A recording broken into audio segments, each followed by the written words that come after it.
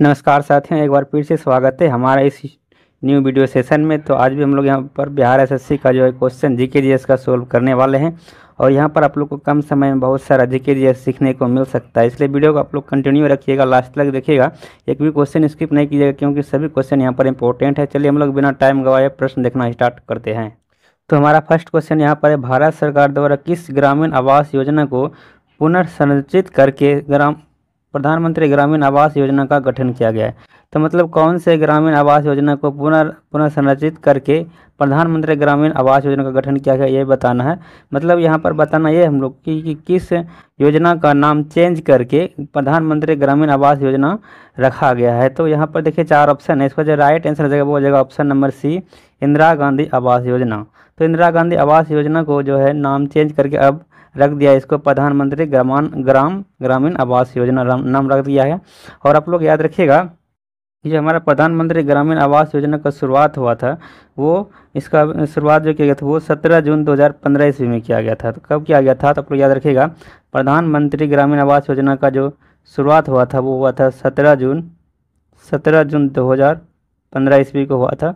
और इंदिरा गांधी आवास योजना पहले नाम था इसका, इसी का नाम चेंज करके प्रधानमंत्री ग्रामीण आवास योजना रख दिया गया है। उसके बाद अगर यहाँ पर देख रहे हैं ऑप्शन नंबर 4 है राजीव गांधी आवास योजना। राजीव गांधी आवास योजना की बात करें तो इसमें क्या हुआ था कि राजीव आवास योजना में जो हमारे शहरों के जो झुग्गी झोपड़ी है या फिर जो गरीब लोग शहरों में हैं उसका मतलब स्थिति चेंज करने के लिए, गरीबों को झुग्गी जो झोपड़ी होते हैं उसको उससे मुक्त करने के लिए ही ये आवास योजना, राजीव आवास योजना का शुरुआत किया गया था। और इसका शुरुआत जो किया गया था आप लोग याद रखिएगा 2 जून 2011 ईस्वी को हुआ था। तो राजीव आवास योजना का शुरुआत हुआ था 2 जून 2011 ईस्वी को।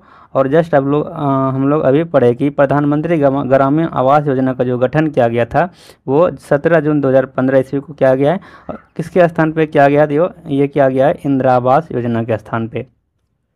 नेक्स्ट प्रश्न यहाँ पर प्रश्न संख्या 2 पूछा जा रहा है कि भारत में कितने संगठन संयुक्त राष्ट्र के अंग है। तो आप लोग याद रखिएगा भारत का टोटल 26 संगठन ऐसा है जो कि संयुक्त राष्ट्र संघ के अंग है, इसलिए राइट आंसर का ऑप्शन नंबर डी हो जाएगा 26। नेक्स्ट प्रश्न यहाँ पर प्रश्न संख्या 3 पूछा जा रहा है कि भारत के विचरण नाभिकीय शक्ति कार्यक्रम की स्थापना किसने की है। तो ये की थी स्थापना डॉक्टर होमी भाभा के द्वारा। तो डॉक्टर होमी भाभा ने ही जो भारत के विचरण नाभिकीय शक्ति कार्यक्रम की स्थापना की है। नेक्स्ट प्रश्न यहाँ पर प्रश्न संख्या 4 पूछा जा रहा है। प्रश्न संख्या 4 में कि world book and copyright day कब मनाया जाता है। तो आप लोग याद रखिएगा world book and copyright day मनाया जाता है 23 अप्रैल को। इसका right answer option number C हो जाएगा 23 अप्रैल। नेक्स्ट प्रश्न पर प्रश्न संख्या 5 प्रश्न संख्या 5 में पूछा जा रहा है कि 1920-22 में असहयोग आंदोलन का नेतृत्व किसने किया था। तो ये महात्मा गांधी के द्वारा किया गया था, इसका right answer option number D हो जाएगा। और आप लोग याद रखिएगा असहयोग आंदोलन को 1922 में जो है चौरी चौरा कांड के होने के कारण ही इसको समाप्त कर दिया गया था। असहयोग आंदोलन शुरुआत 1920 में हुआ था, इसको समाप्ति 1922 में हुआ था। नेक्स्ट प्रश्न पर प्रश्न संख्या 6 पूछा जा रहा है कि भारतीय राष्ट्रीय कांग्रेस के पहले मुस्लिम अध्यक्ष कौन थे। तो याद रखिएगा भारतीय राष्ट्रीय कांग्रेस के पहले मुस्लिम अध्यक्ष जो थे वो बदरुद्दीन तैयब जी थे, इसका राइट आंसर ऑप्शन नंबर ये हो जाएगा बदरुद्दीन तैयब जी। नेक्स्ट प्रश्न की बात करें तो यहाँ पर नेक्स्ट प्रश्न आ जाता है 7 नंबर की, भारत के अंतरिक्ष कार्यक्रम का जनक किसे माना जाता है। तो आप लोग याद रखिए भारत का अंतरिक्ष कार्यक्रम जो माना जाता है वो विक्रम साराभाई को माना जाता है, इसका राइट आंसर ऑप्शन नंबर ये हो जाएगा विक्रम साराभाई। नेक्स्ट प्रश्न पर प्रश्न संख्या 8 पूछा जा रहा है कि रॉलेट एक्ट जो है वो कब पारित किया गया था। तो आप लोग याद रखिएगा रॉलेट एक्ट पारित किया गया था 1919 ईस्वी में, इसका right answer option number C हो जाएगा 1919 ईस्वी। नेक्स्ट प्रश्न यहाँ पर प्रश्न संख्या 9 और प्रश्न संख्या 9 में पूछा जा रहा है भारत में राष्ट्रीय पंचायती राज दिवस कब मनाया जाता है। तो आप लोग याद रखिए भारत में राष्ट्रीय पंचायती राज दिवस जो मनाया जाता है वो 24 अप्रैल को मनाया जाता है, इसका right answer option number D हो जाएगा 24 अप्रैल। नेक्स्ट प्रश्न आ जाता है यहाँ पर प्रश्न संख्या 10 और प्रश्न संख्या 10 में आप लोग को पूछा जा रहा है यहाँ पर कि भारत सरकार की निम्नलिखित में से कौन सी व्यवस्था भारत में प्रत्यक्ष विदेशी निवेश एफडीआई को आकर्षित करने के लिए नहीं है। तो आप लोग याद रखिएगा इनमें जो ऑप्शन नंबर सी हमारा यहाँ पर है कि भारत सरकार की घोषणा जो है उद्यमिता पाठ्यक्रम का प्रबंधन राज्य सरकारों द्वारा किया जाएगा। ये जो है, ये जो घोषणा किया गया है भारत सरकार द्वारा, ये जो भारत में प्रत्यक्ष विदेशी निवेश को आकर्षित करने के लिए नहीं है, इसलिए इसका right answer option number C हो जाएगा। क्योंकि यहाँ पर जो किया गया है कि भारत सरकार ने घोषणा की है उद्यमिता पाठ्यक्रम जो है वो इसका प्रबंधन कौन करेगा, तो वो राज्य सरकारों द्वारा किया जाएगा। इसका कोई संबंध नहीं किससे, विदेशी निवेश को आकर्षित करने से, इसलिए इसका right answer option number C हो जाएगा। नेक्स्ट प्रश्न पर प्रश्न संख्या 11, प्रश्न संख्या 11 में पूछा जा रहा है आप लोगों की भारत ने किस पंचवर्षीय योजना के दौरान मिश्रित अर्थव्यवस्था का विकल्प चुना है, तो ये चुना गया है ऑप्शन नंबर बी, द्वितीय पंचवर्षीय योजना के दौरान। इसका राइट आंसर ऑप्शन बी हो जाएगा, द्वितीय पंचवर्षीय योजना के दौरान ही भारत ने मिश्रित अर्थव्यवस्था का विकल्प चुना है। और आप लोग को बता दूँ कि जो पहली पंचवर्षीय योजना का कार्यकाल था वो 1951 से 56 था और ये किस मॉडल पर आधारित था, तो आप लोग याद रखिएगा हेराल्ड डॉमर मॉडल पर आधारित था प्रथम पंचवर्षीय योजना। और द्वितीय पंचवर्षीय योजना का कार्यकाल था 1956 से लेकर 1961 तक। और यहाँ पर जो हमारा इसका जो मॉडल था दूसरी पंचवर्षीय योजना का वो था पीसी महालनोबिस मॉडल पर। तो महालनोबिस मॉडल पे हमारा जो है ये दूसरी पंचवर्षीय योजना था और पहली हो गया पंचवर्षीय योजना किस पे, हेराल्ड डॉमर मॉडल पे था। और नेक्स्ट प्रश्न पर प्रश्न संख्या 12 नंबर है, इसमें पूछा जा रहा है आप लोगों की कौन सा शहर स्वर्णिम चतुर्भुज राजमार्ग नेटवर्क का हिस्सा नहीं है, तो आप लोग को बता दूं स्वर्णिम चतुर्भुज में टोटल 4 जो है वो शहर जोड़ा गया है, 4 शहरों को जोड़ा गया है। तो वो 4 शहर कौन कौन सा था आप लोग को बता दूं, 4 शहर जो है वो अपना वो सबसे पहले हमारा हो जाएगा यहाँ पर दिल्ली हो गया, दिल्ली से हो गया कलकत्ता, यहाँ पर कलकत्ता हो जाएगा अपना, फिर यहाँ पर कलकत्ता से चेन्नई हो जाएगा और हमारा जो यहाँ पर है मुंबई। तो इन 4 शहरों को जो है वो NH के द्वारा जोड़ा गया, मतलब नेशनल हाईवे के द्वारा जोड़ा गया है, तो इसी को स्वर्णिम चतुर्भुज कहा जाता है। और आप लोग याद रखिएगा दिल्ली से कोलकाता वाले जो हमारा NH है उसका नाम है NH2, क्या नाम है, NH2 है। और हमारा जो नेशनल हाईवे 2 नंबर का हो जाएगा। और हमारा जो मुंबई से चेन्नई है, मुंबई से चेन्नई वाला जो हाईवे हमारा वो NH4 है। और हमारा जो यहाँ पर है चेन्नई से कोलकाता, चेन्नई से कोलकाता हो जाएगा NH5। और जो हमारा यहाँ पर है मुंबई से दिल्ली ये हो जाएगा NH8। तो ये भी पूछा जाता है आप लोग को, बार बार प्रश्न पूछा जाता है कि दिल्ली से कलकत्ता वाले जो हमारा हाईवे है वो कौन सा है, इसका क्या नाम है, तो वो याद रखिएगा NH2 है। और आप लोग को प्रश्न पूछा जाता है कि जो हमारा स्वर्णिम चतुर्भुज योजना है वो किससे संबंधित है, आप लोग याद रखिएगा ये राजमार्ग से संबंधित है। और जो हमारा ये इसका जो टोटल लंबाई है स्वर्णिम चतुर्भुज राजमार्ग का, इसका लंबाई टोटल आप लोग याद रखिएगा 5846 किलोमीटर है। तो स्वर्णिम चतुर्भुज का टोटल लंबाई कितना है, 5846 किलोमीटर है। और ये कौन कौन 404 शहरों को जोड़ता है, तो याद रखिएगा दिल्ली, मुंबई, कोलकाता और चेन्नई, इन 4 शहरों की जोड़ता है। यहाँ पर पूछा गया कि कौन हिस्सा नहीं है इसका, तो यहाँ पर देख रहे हैं हैदराबाद जो इसका हिस्सा नहीं है, इसलिए इसका जो राइट आंसर हो जाएगा वो हो जाएगा ऑप्शन नंबर ये हैदराबाद, ये जो है स्वर्णिम चतुर्भुज का हिस्सा नहीं है।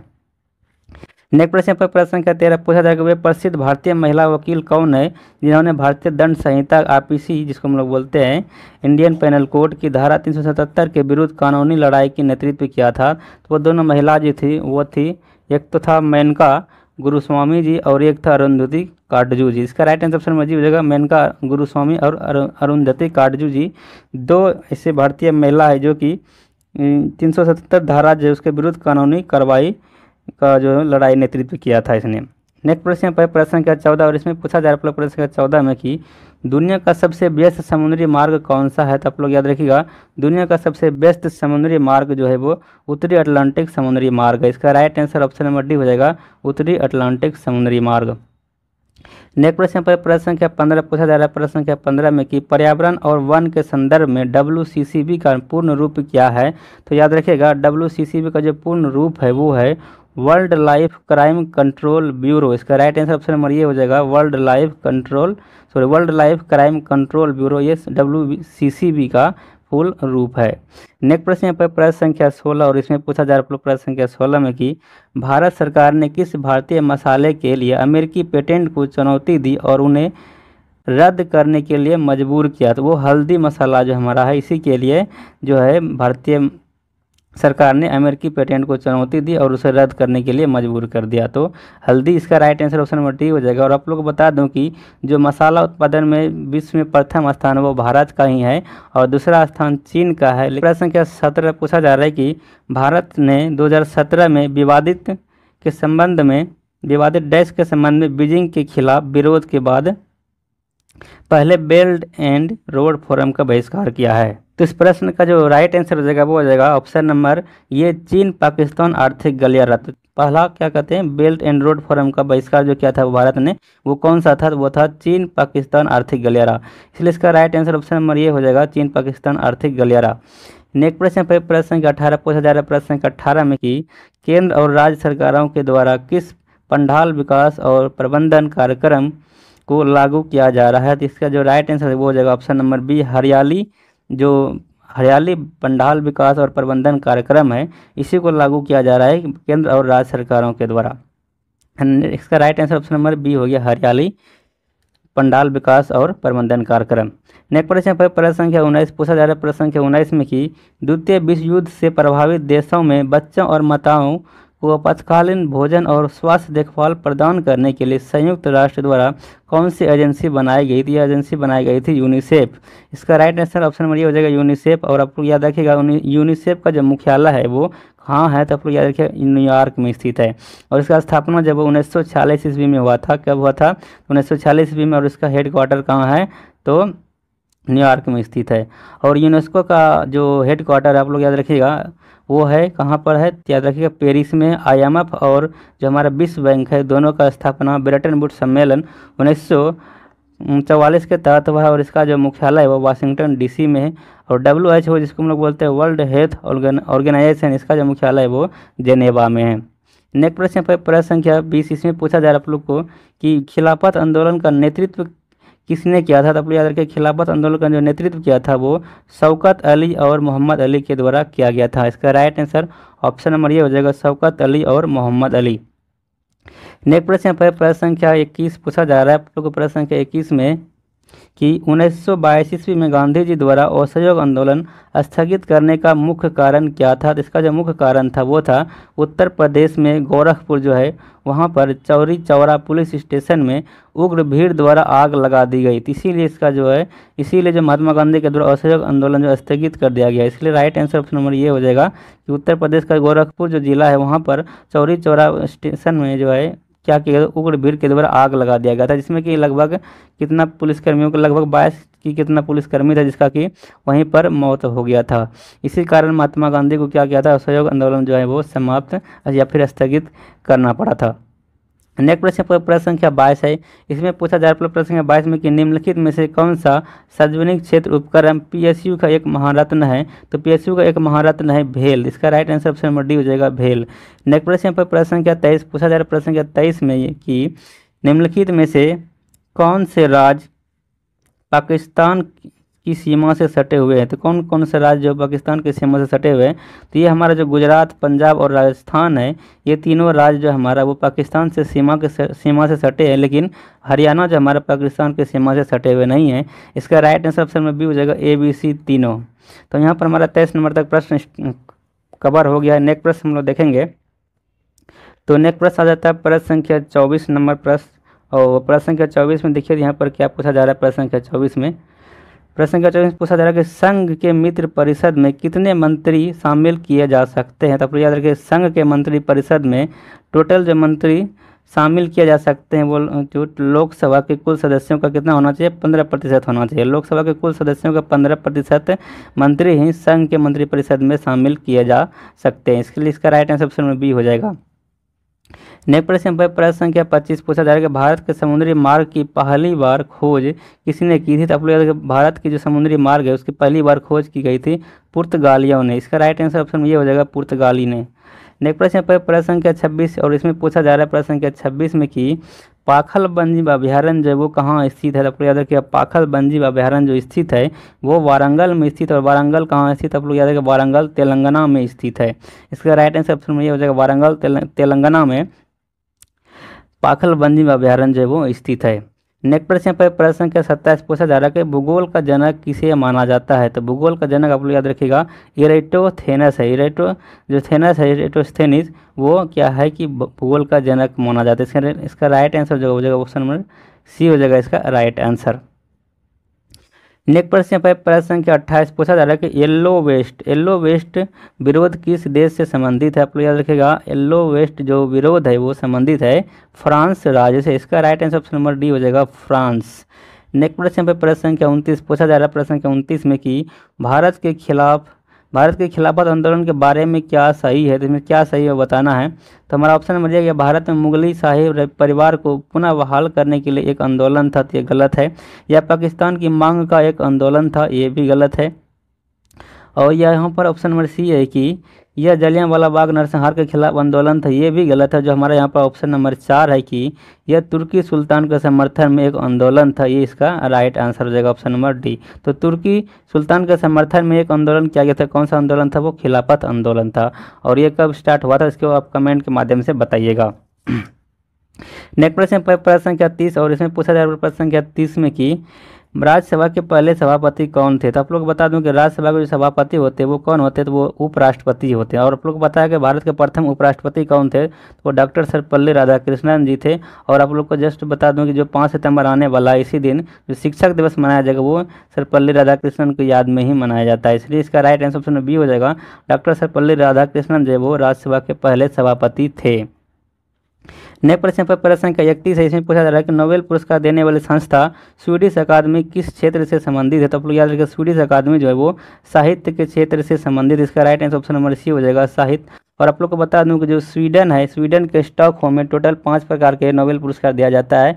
और एक शांति का नोबेल पुरस्कार जो दिया जाता है वो कहाँ दिया जाता है, तो वो नॉर्वे ओस्लो में दिया जाता है। शांति का जो है नोबेल पुरस्कार वो कहाँ दिया जाता है, नॉर्वे ओस्लो में दिया जाता है। और जो बाकी बाद हमारा 5 नोबेल पुरस्कार जैसे हो गया हमारा हो गया अर्थशास्त्र हो गया, साहित्य हो गया, रसायन विज्ञान हो गया, भौतिकी हो गया और चिकित्सा, इन 5 में जो नोबेल पुरस्कार दिया जाता है वो कहाँ दिया जाता है, तो स्वीडन स्टॉकहोम में दिया जाता है। और मात्र एक ही ऐसा अवार्ड है जो कि ओस्लो में दिया जाता है, वो कौन सा अवार्ड है नोबेल का, वो शांति का है। नोबेल का शांति अवार्ड कहाँ दिया जाता है, नॉर्वे में दिया जाता है।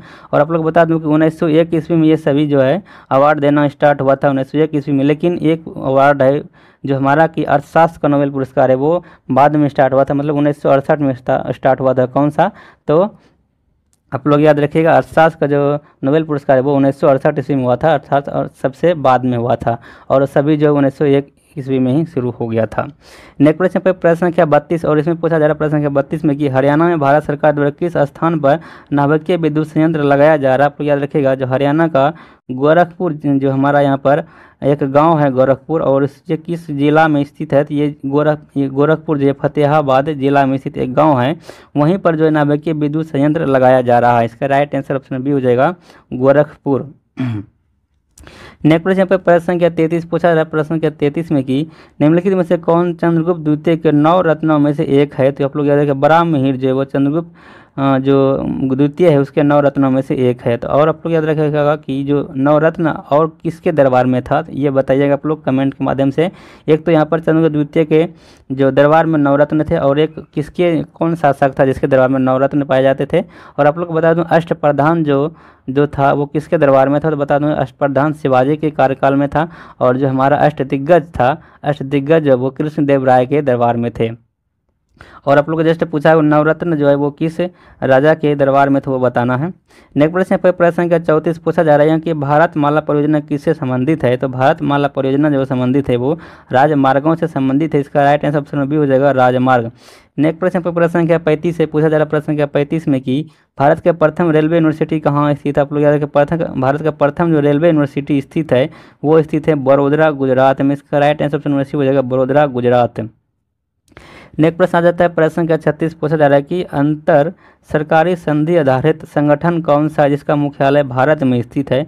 तो जो भारत में जो मुख्यालय स्थित है वो जो हमारा इंटरनेशनल सोलर अलायंस है, जिसको हम लोग बोलते हैं हिंदी में अंतर्राष्ट्रीय सौर गठबंधन, इसका जो हेडक्वार्टर है वो गुरुग्राम हरियाणा में, जो कि एक भारत में स्थित है। तो गुरुग्राम हरियाणा में किसका मुख्यालय है, तो आप लोग याद रखिएगा, जो हमारा इंटरनेशनल सोलर अलायंस है, जिसको हिंदी में बोलते हैं अंतर्राष्ट्रीय सौर गठबंधन, इसका ही हेडक्वार्टर जो मुख्यालय है वो गुरुग्राम हरियाणा में स्थित, जो कि एक भारत में स्थित है। मुख्य बात यहाँ पर जो ऑप्शन है, सभी का मुख्यालय जो हमारा कहाँ है, भारत में स्थित नहीं, मतलब भारत के बाहर विदेश में है। नेक्स्ट प्रश्न पर प्रश्न संख्या यहाँ पर 37 है कि अशोक के प्राचीनतम प्राप्त अभिलेख निम्न में से किस लिपि में लिखे गए। तो आप याद रखिए, प्राचीनतम मतलब सबसे पुराना वाला जो अभिलेख है अशोक का, वो ब्राह्मी लिपि में ही लिखा गया। इसका right answer option number C हो जाएगा, ब्राह्मी लिपि। नेक्स्ट प्रश्न पर प्रश्न संख्या 38 पूछा जा रहा है, प्रश्न संख्या 38 में कि भारत के संविधान लागू होने के समय उनमें से मूलतः कुल कितने अनुच्छेद थे। तो आप लोग याद रखिएगा कि जो इस टाइम संविधान लागू हो रहा था, उस टाइम जो भारतीय संविधान में टोटल 395 अनुच्छेद था, 395 हमारा अनुच्छेद हो गया, और 22 भाग था, और टोटल 8 अनुसूची था। इसके यहाँ पर पूछा गया सिर्फ अनुच्छेद, तो इसका राइट आंसर ऑप्शन में डी हो जाएगा, 395 अनुच्छेद टोटल था। यहाँ पर जो 8 अनुसूची है अब चेंज हो गया, और टोटल कितना हो गया, तो अब 12 अनुसूची बन गया है, और 4 अनुसूची बाद में जोड़ा गया। कौन कौन से संविधान संशोधन के द्वारा, आप लोग बता दूं कि जो हमारा 9वां अनुसूची है वो पहला अनुसंधान संविधान संशोधन के द्वारा जोड़ा गया है, और हमारा जो 10वां अनुसूची है वो हो गया 52वां संविधान संशोधन के तहत, और हमारा जो 11वां जो अनुसूची है वो 73वां संविधान संशोधन के द्वारा, और 12वां अनुसूची जो है वो 74वां संविधान संशोधन के द्वारा जोड़ा गया। अभी हमारा टोटल जो अनुसूची है वो 12 हो गया है, और यहाँ पर जो हमारा 395 अनुच्छेद मूल संविधान में था, और 22 भाग भी था। नेक्स्ट प्रश्न पर प्रश्न संख्या 39 पूछा जा रहा है, प्रश्न संख्या 39 में कि सेतु भारतम कार्यक्रम किस वर्ष शुरू किया गया था। तो आप लोग याद रखिए, सेतु भारतम कार्यक्रम जो शुरू किया गया था वो 2016 ईस्वी में किया गया था। इसका right answer option number D हो जाएगा, 2016 ईस्वी। नेक्स्ट प्रश्न पर प्रश्न संख्या 40 पूछा जा रहा है, प्रश्न संख्या 40 में कि सी प्लेन सेवा का प्रचालन करने वाला सी प्लेन सेवा प्रचालन करने वाला पहला प्रायद्वीपीय कौन सा है। तो आप लोग याद रखिएगा, पहला प्रायद्वीपीय जो वो सी प्लेन सेवा स्टार्ट करने वाला है, प्रचालन करने वाला, वो है अंडमान और निकोबार प्रायद्वीपीय। इसका राइट आंसर ऑप्शन में ये हो जाएगा, अंडमान और निकोबार द्वीपीय ने जो है पहली बार सी प्लेन सेवा का लॉन्च क्या है, वो कब किया है। तो आप लोग याद रखिएगा, इसका जो शुरुआत किया गया वो 2010 ईस्वी में इसने किया था। इसका राइट आंसर जो वो ऑप्शन नंबर ये हो जाएगा, 2010 ईस्वी। नेक्स्ट प्रश्न पर प्रश्न संख्या 41 पूछा जा रहा है, प्रश्न संख्या 41 में कि ऐसा माना जाता है कि भारतीय अंतरिक्ष कार्यक्रम डैश में भारत सरकार द्वारा इनकोस्पार की स्थापना के साथ शुरू हुआ था। आप लोग याद रखिए, इसको जो स्थापना हुआ था इनकोस्पार, वो 1962 ईस्वी में हुआ था। इसका right answer option number D हो जाएगा, 1962 ईस्वी में ही इनकोस्पार का जो है वो स्थापना हुआ था। इसी के साथ भारतीय अंतरिक्ष कार्यक्रम शुरू हुआ है। नेक्स्ट प्रश्न पर प्रश्न संख्या 42 है, और इसमें पूछा जा रहा है प्रश्न संख्या 42 में कि निम्नलिखित व्यक्तियों में से कौन संतूर वाद्य यंत्र से संबंधित नहीं है। तो आप लोग याद रखिएगा, जो हमारा भजन सुपारी है ये संतूर वादक है, ये सही है। पंडित शिव कुमार शर्मा भी संतूर वादक है, ये सही है। तरुण भट्टाचार्य भी क्या है, तरुण भट्टाचार्य भी हमारा संतूर वाद्य यंत्र से संबंधित है। और हमारा उस्ताद अजमत अली खान जो है ये संतूर वादक नहीं, ये जो है ये जो हमारा सरोद वादक है। याद रखिएगा आप लोग, जो हमारा यहाँ पर है उस्ताद अजमत अली खान, ये सरोद वादक है, ना कि संतूर वादक है। इसलिए इसका right answer option number B हो जाएगा, उस्ताद अजमत अली खान। नेक्स्ट प्रश्न पर प्रश्न संख्या 43 पूछा जा रहा है कि निम्नलिखित में से कौन भारतीय राष्ट्रीय कांग्रेस के चरमपंथी नेता नहीं थे। तो आप लोग बता दूं, चरमपंथी जिसको हम लोग बोलते हैं गरम दल के नेता, वो चार नेता ऐसा था जो कि चरमपंथी थे। वो चार कौन कौन से थे, आप लोग याद रखिए। इसको सबसे पहले जानते हैं, लाल, बाल और पाल, तो ये तीनों नेता, और एक था अरविंद घोष। ये चारों नेता जो हमारा गरम दल से संबंधित है, या फिर इसको हम लोग बोलते हैं चरमपंथी। इसके बाद जो इसको ऑप्शन में रहेगा, इसको छोड़कर जो रहेगा वो क्या रहेगा, तो वो रहेगा कौन सा, तो वो हो जाएगा नरम दल का। तो यहाँ पर हमको पूछा जा रहा है चरमपंथी इनमें से कौन नहीं थे। तो हमारा लाल से हो गया लाल बहादुर शास्त्री, बाल से हो गया बाल गंगाधर तिलक, और पाल से हो गया बिपिन चंद्र पाल, और हमारा जो अरविंद घोष है, ये चारों चरमपंथी के नेता थे। लेकिन यहाँ पर देखें तो हमारा ऑप्शन नंबर ये तो सही है, बिपिन चंद्र पाल, बाल गंगाधर तिलक और श्री अरविंद घोष, ये सभी हमारा चरमपंथी से थे। लेकिन सुरेंद्र नाथ बनर्जी की बात करें तो ये हमारा चरमपंथी के नेता नहीं थे, अर्थात गरम दल के नेता नहीं थे। ये जो थे वो नरम दल के नेता। इसका right answer option number D हो जाएगा, ठीक है। इस प्रकार आप लोग याद रख सकते हैं, लाल, बाल, पाल और अरविंद घोष, ये चारों जो है वो चरमपंथी के नेता थे, और या फिर कह सकते हैं गरम दल के नेता थे। नेक्स्ट प्रश्न यहाँ पर प्रश्न संख्या 44, प्रश्न संख्या 44 में पूछा जा रहा है आप लोगों की इस गांधी स्मृति एवं दर्शन समिति GSTS का गठबंधन कब किया गया था। आप लोग याद रखिए, इसका गठबंधन जो किया गया है वो किया गया है सितंबर 1984 ईस्वी में। इसका राइट आंसर ऑप्शन नंबर ये हो जाएगा, सितंबर 1984 ईस्वी में गांधी स्मृति एवं दर्शन समिति GSDS का गठन किया गया था। नेक्स्ट प्रश्न पे प्रश्न संख्या 45 पूछा जा रहा है प्रश्न संख्या 45 में कि फतेहपुर सीकरी स्थित बुलंद दरवाजा अकबर द्वारा डैश पर अपनी विजय के प्रतीक के रूप में बनाया गया था। तो यह बनाया गया था गुजरात पे विजय के प्रतीक के रूप में। तो गुजरात का जब विजय किया था फतेहपुर सीकरी में स्थित है बुलंद दरवाजा, ये निर्माण किया गया किसके द्वारा, अकबर के द्वारा। तो जब अकबर ने गुजरात में विजय हासिल कर लिया था तभी ये बुलंद दरवाजा का निर्माण किया था। किस लिए, तो इसको विजय प्रतीक के रूप में याद रखने के लिए, इसलिए right answer option number B हो जाएगा गुजरात। नेक्स्ट प्रश्न प्रश्न संख्या 46 पूछा जा रहा है प्रश्न संख्या 46 ईस्वी में कि प्रश्न संख्या 46 में पूछा जा रहा है कि विधवा पुनर्विवाह की अनुमति देने वाला कानून हिंदू विधवा पुनर्विवाह अधिनियम किस वर्ष पारित किया गया था। तो यह पारित किया गया था 1856 ईस्वी में। इसका राइट आंसर ऑप्शन में ये हो जाएगा 1856 ईस्वी। नेक्स्ट प्रश्न पर प्रश्न संख्या 47 यूनिसेफ का मुख्यालय कहाँ स्थित है। जो आप लोगों को पहले बताया हूँ, पहले का क्वेश्चन जो आया था उसी से संबंधित यहाँ पर हमारा पूछा जा रहा है कि जो हमारा यूनिसेफ का मुख्यालय वो कहाँ स्थित है। तो न्यूयॉर्क में स्थित है। इसका right answer option number D हो जाएगा। और वहाँ पर बताया था कि हम लोग की वाशिंगटन DC में कहाँ किसका मुख्यालय था। तो आप लोग बता दूँ विश्व बैंक और जो हमारा IMF था, इन दोनों का मुख्यालय वाशिंगटन DC में पड़े थे और पेरिस में जो है वो यूनेस्को का मुख्यालय पड़े थे ना। नेक्स्ट प्रश्न यहाँ पर प्रश्न संख्या 48 पूछा रहा है प्रश्न संख्या 48 में कि भारत में श्वेत क्रांति का जनक किसे माना जाता है। तो भारत में श्वेत क्रांति का जनक जो माना जाता है वो वर्गीज कुरियन को माना जाता है। इसका राइट आंसर ऑप्शन बी हो जाएगा वर्गीज कुरियन। और MS स्वामीनाथन की बात करें तो ये हरित क्रांति का जनक है भारत में। तो भारत में हरित क्रांति का जनक MS स्वामीनाथन हो गया और श्वेत क्रांति का जनक वर्गीज कुरियन। और पूछा जाएगा विश्व में जो हरित क्रांति का जनक है, विश्व में हरित क्रांति का जनक कौन है। तो आप लोग याद रखिएगा नॉर्मन बोरलॉग। तो नॉर्मन बोरलॉग जो हमारा है वो हरित क्रांति के जनक है कहाँ में, तो विश्व में। लेकिन यहाँ पर पूछा जाए भारत में पूछा जाएगा तो MS स्वामीनाथन हो जाएगा किसका, तो ये याद रखिएगा हरित क्रांति का जनक। नेक्स्ट प्रश्न पर प्रश्न 49 की वर्णनात्मक इतिहास की पुस्तक India after Gandhi, India after Gandhi किसने लिखी था। आप लोग याद रखिएगा ये लिखा गया रामचंद्र गुहा के द्वारा। इसका राइट आंसर ऑप्शन में सी हो जाएगा कि ये पुस्तक जो हमारा है इंडिया आफ्टर गांधी ये किसके द्वारा लिखा गया था, रामचंद्र गुहा के द्वारा लिखा गया है। नेक्स्ट प्रश्न आ जाता है प्रश्न संख्या 50 यहाँ पर पूछा जा रहा है कि भारत में प्रोजेक्ट टाइगर किस वर्ष शुरू किया गया था। तो याद रखिएगा भारत में प्रोजेक्ट टाइगर जो शुरू किया गया था वो 1973 ईस्वी में शुरू किया। इसका right answer option number B हो जाएगा। और आप लोग याद रखिएगा हाथी प्रोजेक्ट जो हमारा है, हाथी प्रोजेक्ट है, इसका जो शुरुआत किया गया था वो किया गया था 1992 ईस्वी में। यहाँ पर हम लोग 50 क्वेश्चन टोटल कर लिए कम समय में। और यहाँ पर कंटेंट आपको फुल ऑफ कंटेंट मिला है, बहुत सारा कंटेंट मिला होगा और आपको कम समय में ज़्यादा से ज़्यादा क्वेश्चन सीखने को मिला होगा। ऐसे तो इसमें ज़्यादातर क्वेश्चन आप लोगों को जाना ही था और जो न्यू था उसको आप लोग अच्छी प्रकार से माइंड में सेट कर लीजिएगा ताकि एग्जाम में आए तो उसको छोड़िएगा नहीं। तो आज के लिए इतना ही, फिर मिलेंगे नेक्स्ट वीडियो में। तब तक के लिए बाय बाय, टेक केयर।